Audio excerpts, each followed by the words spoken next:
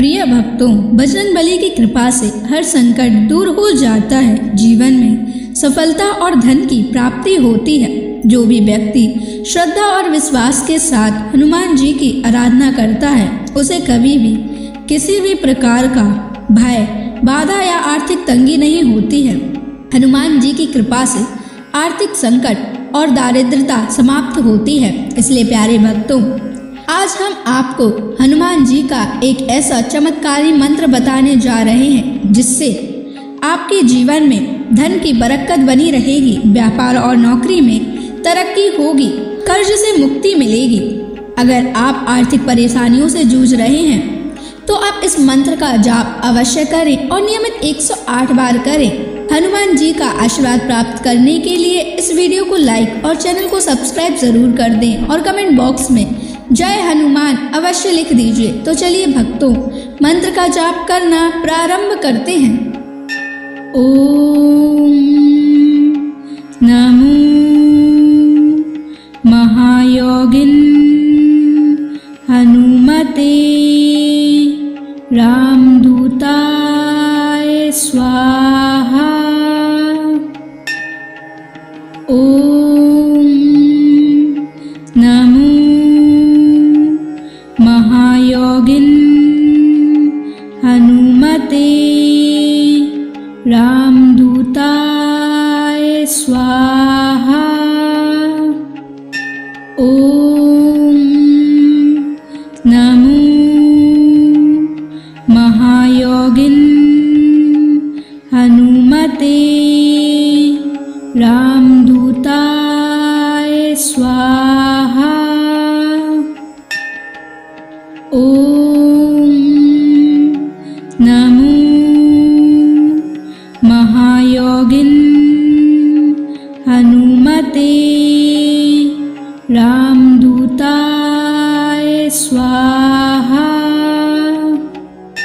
ओम नमो महायोगिन हनुमते रामदूताय स्वाहा। ओम नमो महायोगिन हनुमते रामदूताय स्वाहा। ओम नमो महायोगिन हनुमते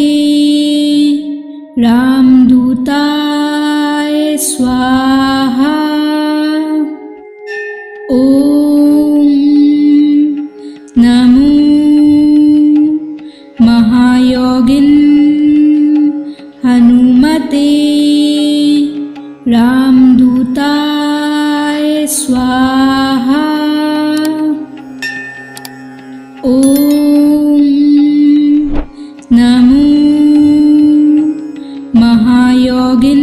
महायोगिन हनुमते रामदूताय स्वाहा। ओम नमो महायोगिन हनुमते रामदूताय स्वाहा।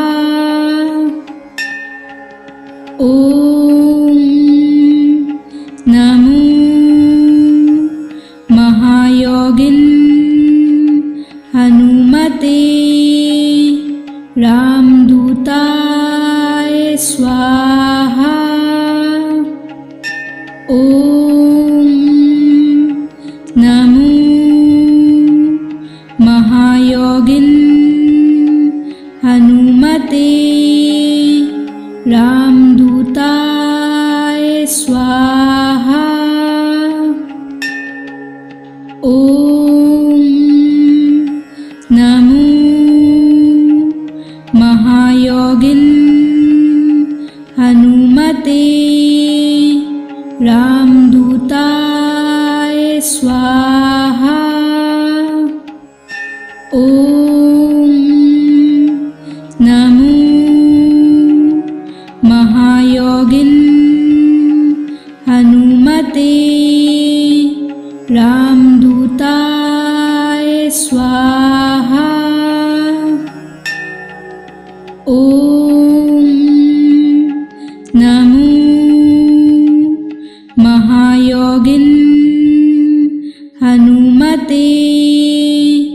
रामदूताय स्वाहा।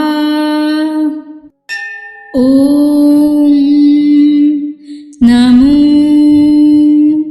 महायोगिन हनुमते रामदूताय स्वाहा। ओम नमो महायोगिन हनुमते रामदूताय स्वाहा। ओम नमो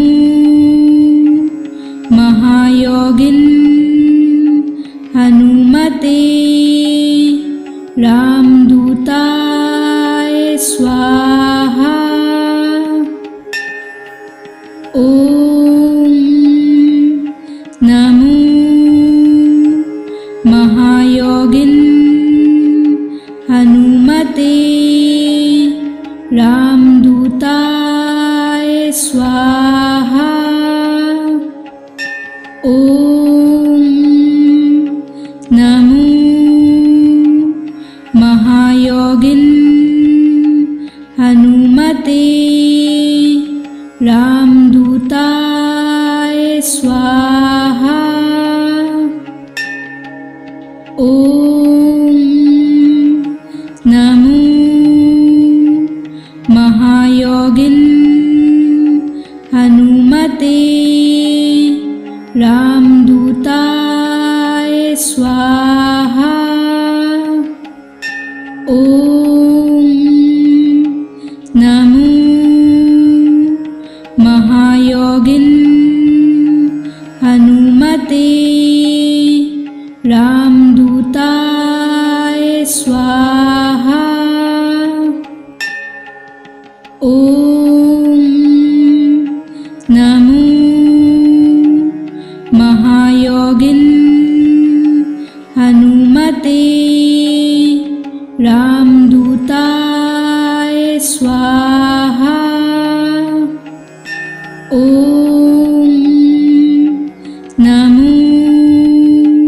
नमो महायोगिन हनुमते रामदूताय स्वाहा। ओम नमो महायोगिन हनुमते रामदूताय स्वाहा। ओम नमो महायोगिन हनुमते रामदूताय स्वाहा। ओम नमो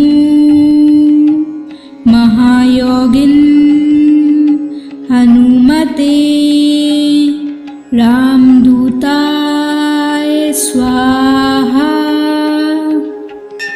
ओम नमो महायोगिन हनुमते रामदूताय स्वाहा। ओम नमो महायोगिन हनुमते रामदूताय स्वाहा। ओम नमो महायोगिन हनुमते रामदूताय स्वाहा। ओम नमो महायोगिन हनुमते रामदूताय स्वाहा। ओम नमो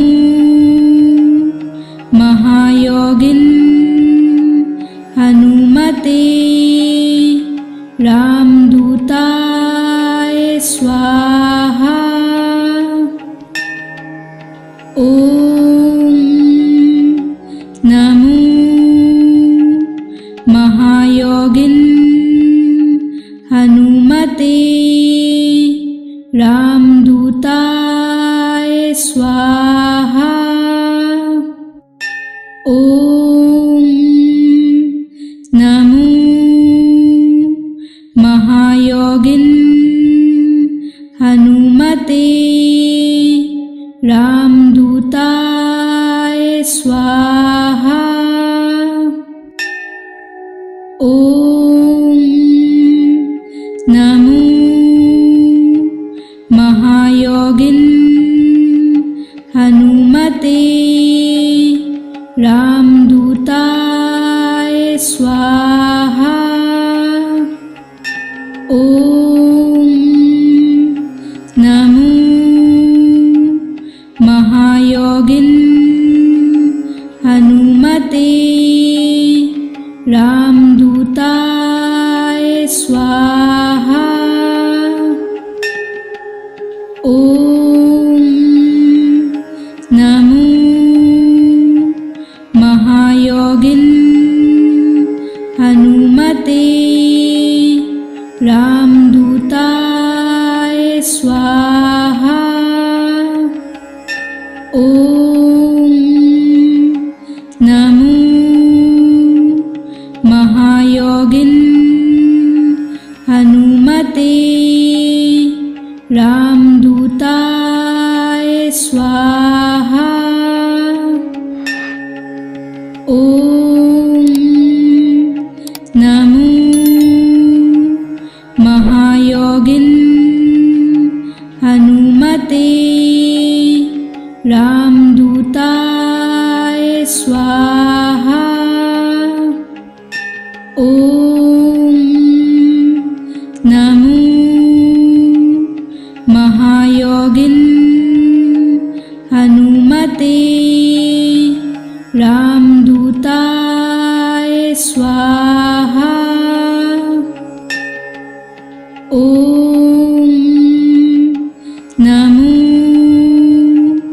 महायोगिन हनुमते रामदूताय स्वाहा। ओम नमो महायोगिन हनुमते रामदूताय स्वाहा। ओम नमो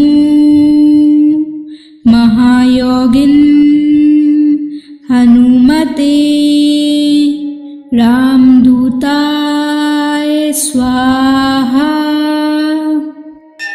ओम नमो महायोगिन हनुमते रामदूताय स्वाहा। ओम नमो महायोगिन हनुमते रामदूताय स्वाहा। ओम नमो महायोगिन हनुमते रामदूताय स्वाहा। ओम नमो महायोगिन हनुमते रामदूताय स्वाहा। ओम नमो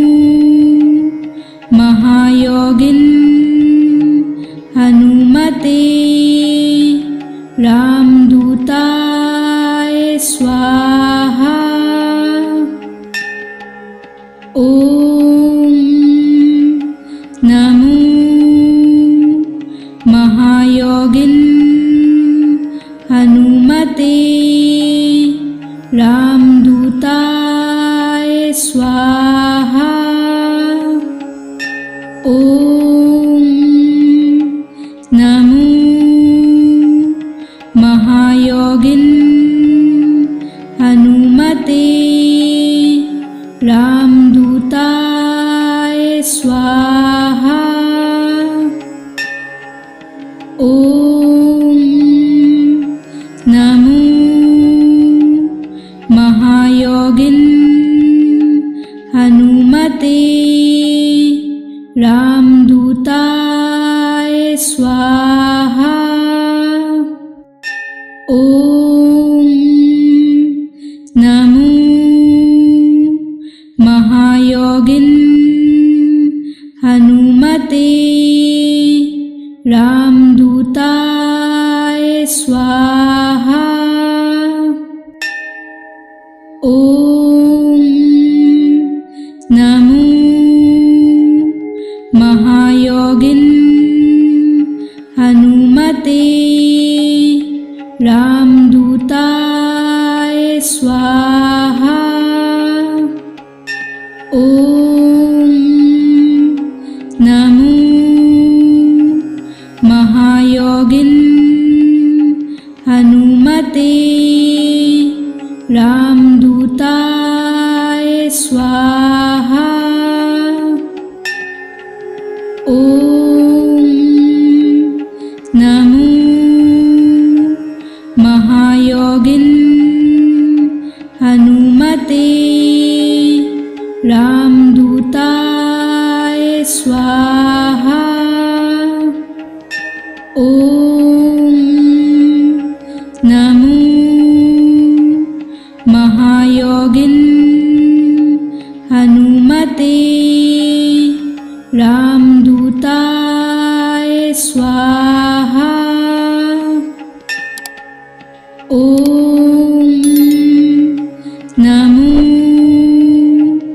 महायोगिन हनुमते रामदूताय स्वाहा। ओम नमो महायोगिन हनुमते रामदूताय स्वाहा। ओम नमो महायोगिन हनुमते रामदूताय स्वाहा। ओम नमो महायोगिन हनुमते रामदूताय स्वाहा। ओम नमो महायोगिन हनुमते रामदूताय स्वाहा। ओम नमो महायोगिन हनुमते रामदूताय स्वाहा। ओम नमो महायोगिन हनुमते रामदूताय स्वाहा। ओम नमो महायोगिन हनुमते रामदूताय स्वाहा। ओम नमो महायोगिन हनुमते रामदूताय स्वाहा। ओम नमो महायोगिन हनुमते रामदूताय स्वाहा। ओम नमो महायोगिन हनुमते रामदूताय स्वाहा। ओम नमो महायोगिन हनुमते रामदूताय स्वाहा। ओम नमो महायोगिन हनुमते रामदूताय स्वाहा। ओम नमो महायोगिन हनुमते रामदूताय स्वाहा। ओम नमो महायोगिन हनुमते रामदूताय स्वाहा। ओम नमो महायोगिन हनुमते रामदूताय स्वाहा। ओम नमो महायोगिन हनुमते रामदूताय स्वाहा। ओम नमो महायोगिन हनुमते रामदूताय स्वाहा।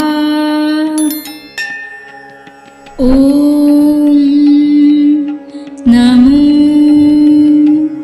महायोगिन हनुमते रामदूताय स्वाहा।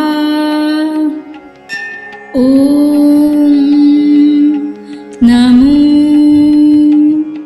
महायोगिन हनुमते रामदूताय स्वाहा। ओम नमो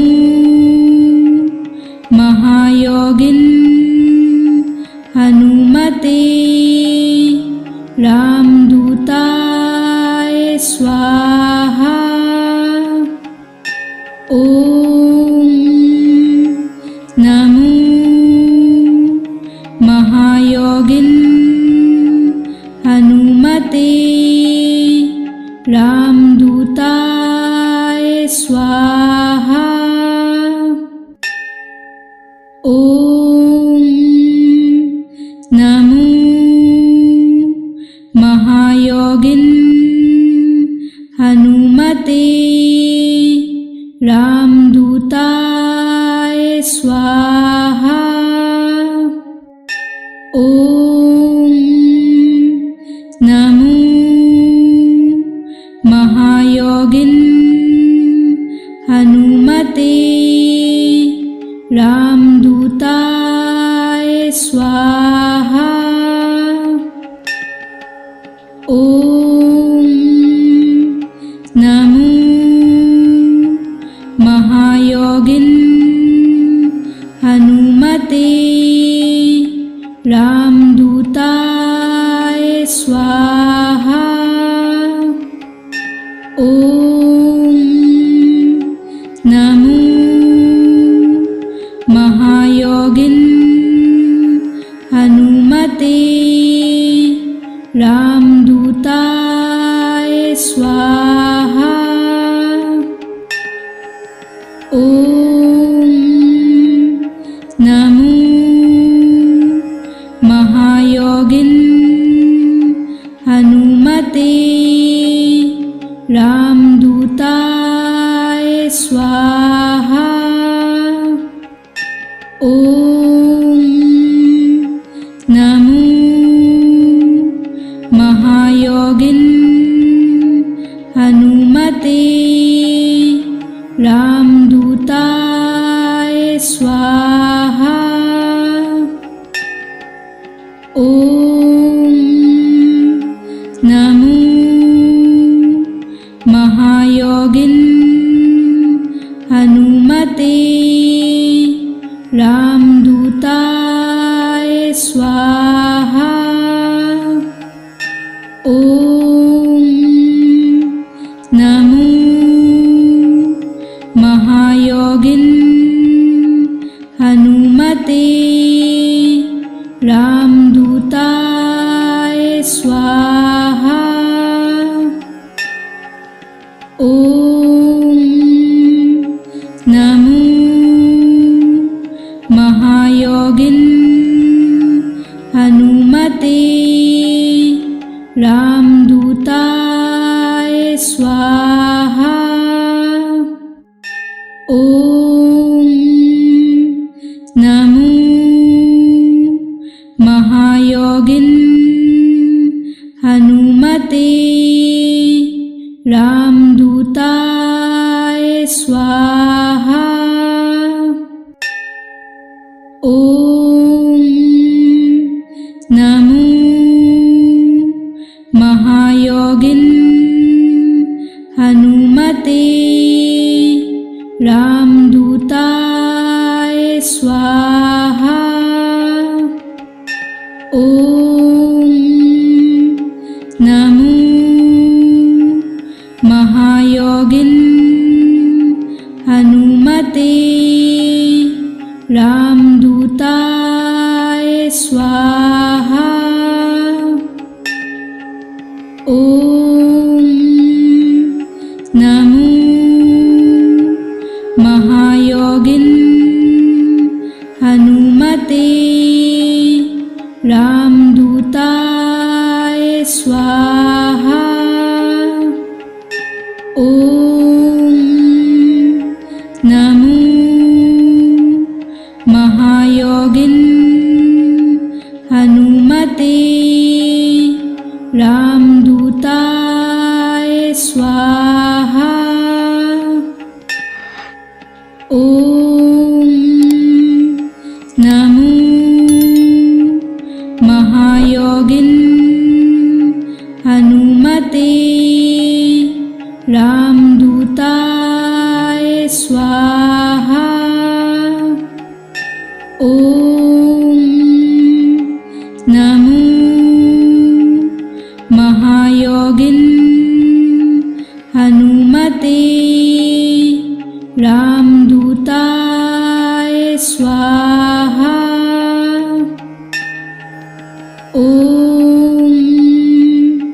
नमो महायोगिन हनुमते रामदूताय स्वाहा। ॐ नमो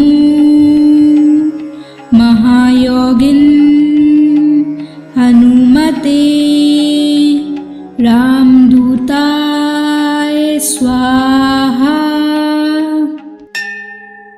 ॐ नमो महायोगिन हनुमते रामदूताय स्वाहा। ॐ नमो महायोगिन हनुमते रामदूताय स्वाहा। ॐ नमो महायोगिन हनुमते रामदूताय स्वाहा। ॐ नमो महायोगिन हनुमते रामदूताय स्वाहा। ओम नमो महायोगिन हनुमते रामदूताय स्वाहा। ओम नमो महायोगिन हनुमते रामदूताय स्वाहा। ओम नमो महायोगिन हनुमते रामदूताय स्वाहा। ओम नमो महायोगिन हनुमते रामदूताय स्वाहा।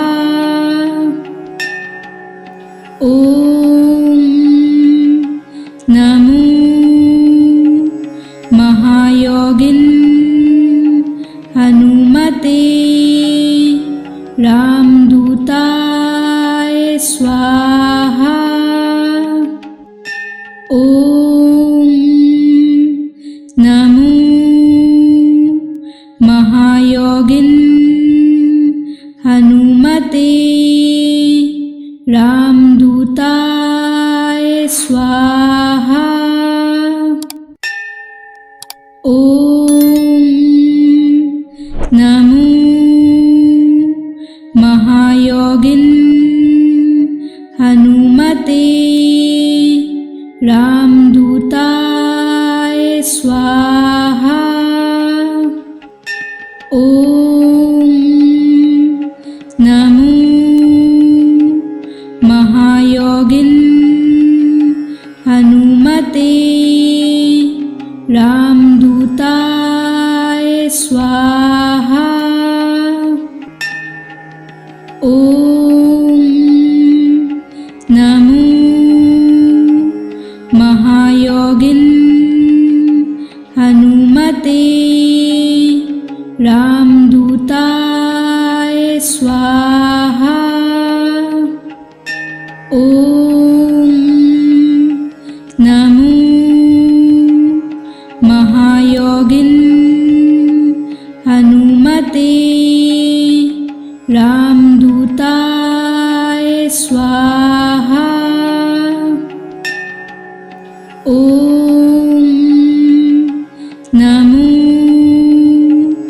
महायोगिन हनुमते रामदूताय स्वाहा। ओम नमो महायोगिन हनुमते रामदूताय स्वाहा। ओम नमो महायोगिन हनुमते रामदूताय स्वाहा। ओम नमो महायोगिन हनुमते रामदूताय स्वाहा। ओम नमो महायोगिन हनुमते रामदूताय स्वाहा। ओम नमो महायोगिन हनुमते रामदूताय स्वाहा। ओम नमो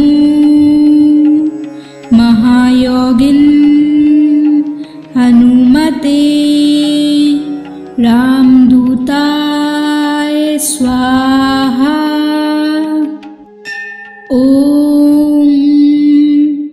नमो महायोगिन् हनुमते रामदूताय स्वाहा। ॐ नमो महायोगिन् हनुमते रामदूताय स्वाहा। ॐ नमो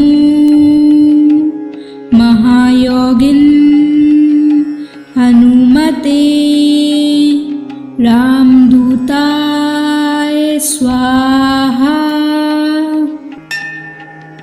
ॐ नमो महायोगिन् हनुमते रामदूताय स्वाहा। ॐ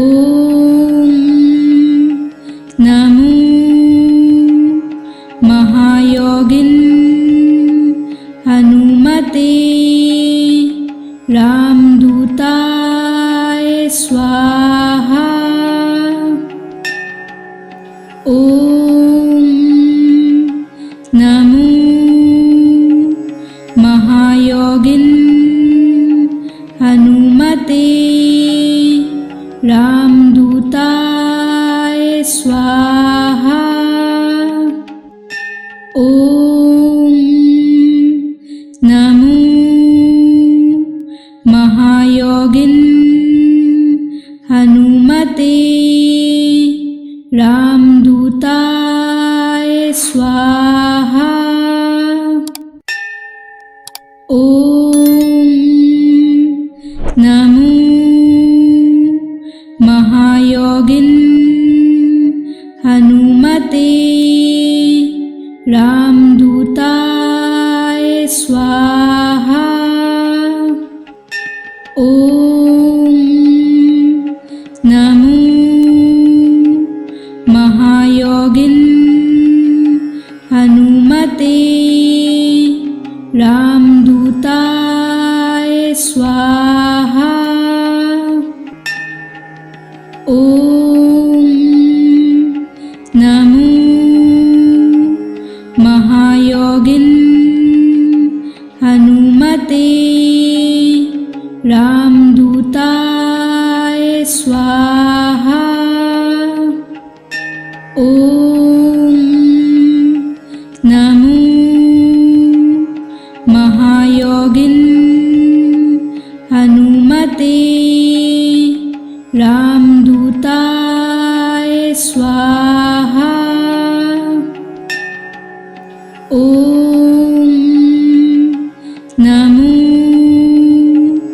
महायोगिन् हनुमते रामदूताय स्वाहा। ॐ नमो महायोगिन् हनुमते रामदूताय स्वाहा। ॐ नमो महायोगिन् हनुमते रामदूताय स्वाहा। ॐ नमो महायोगिन् हनुमते रामदूताय स्वाहा। ॐ नमो महायोगिन् हनुमते रामदूताय स्वाहा। ॐ नमो महायोगिन् हनुमते राम रामदूताय स्वाहा। ॐ नमो महायोगिन हनुमते रामदूताय स्वाहा। ॐ नमो महायोगिन हनुमते रामदूताय स्वाहा। ॐ नमो महायोगिन हनुमते रामदूताय स्वाहा। ॐ नमो महायोगिन हनुमते रामदूताय स्वाहा। ॐ नमो महायोगिन हनुमते रामदूताय स्वाहा। ॐ नमो महायोगिन हनुमते रामदूताय स्वाहा। ॐ नमो महायोगिन हनुमते रामदूताय स्वाहा। ॐ नमो महायोगिन हनुमते रामदूताय स्वाहा। ॐ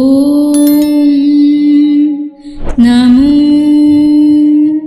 महायोगिन हनुमते रामदूताय स्वाहा। ॐ नमो महायोगिन हनुमते रामदूताय स्वाहा। ॐ नमो महायोगिन हनुमते रामदूताय स्वाहा। ॐ नमो महायोगिन हनुमते रामदूताय स्वाहा। ॐ नमो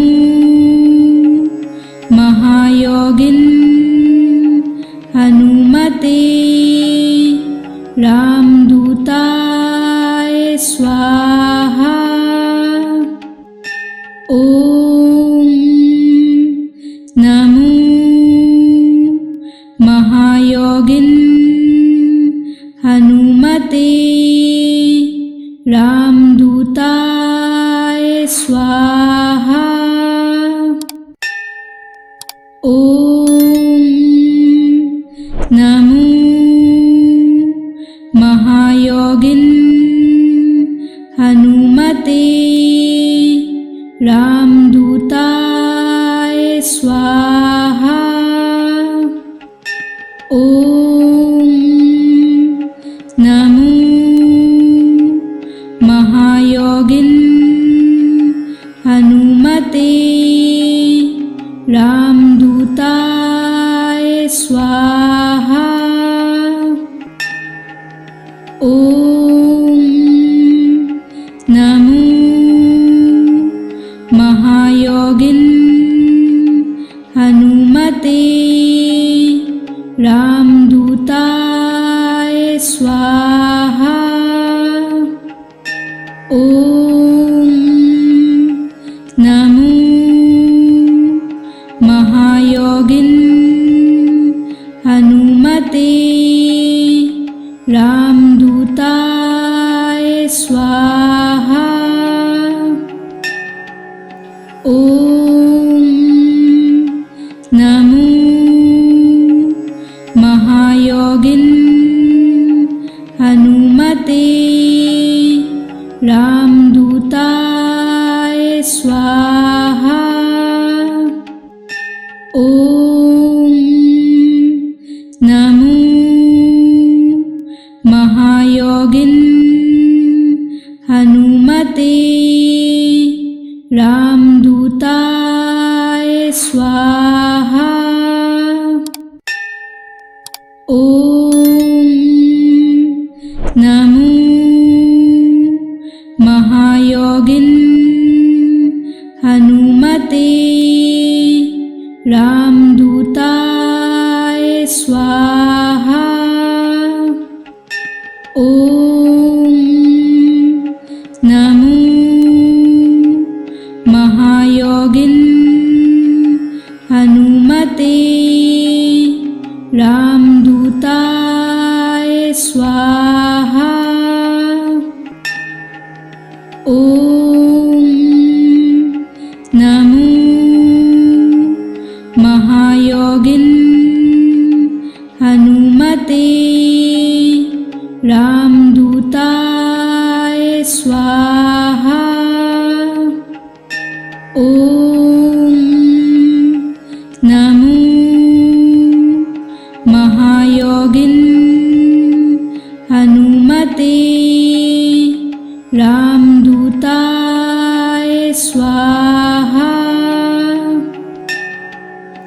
ओम नमो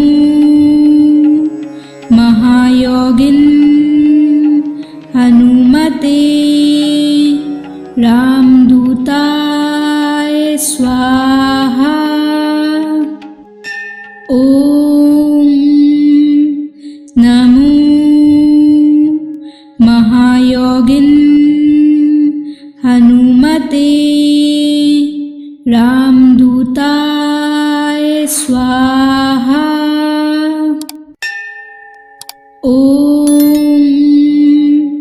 नमो महायोगिन हनुमते रामदूताय स्वाहा।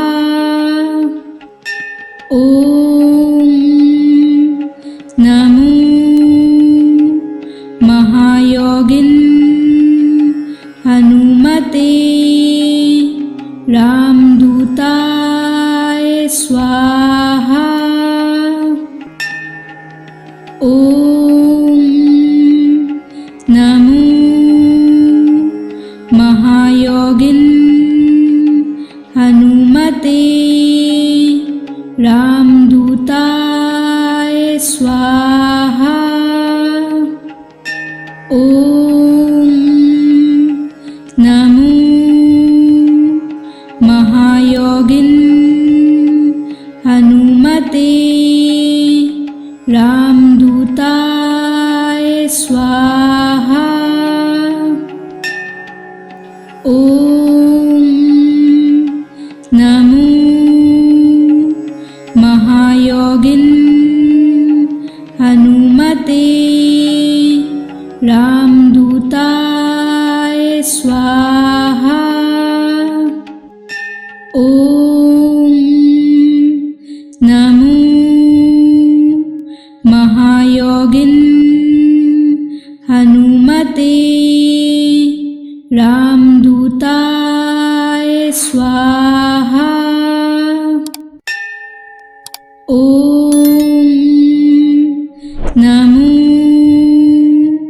महायोगिन हनुमते रामदूताय स्वाहा।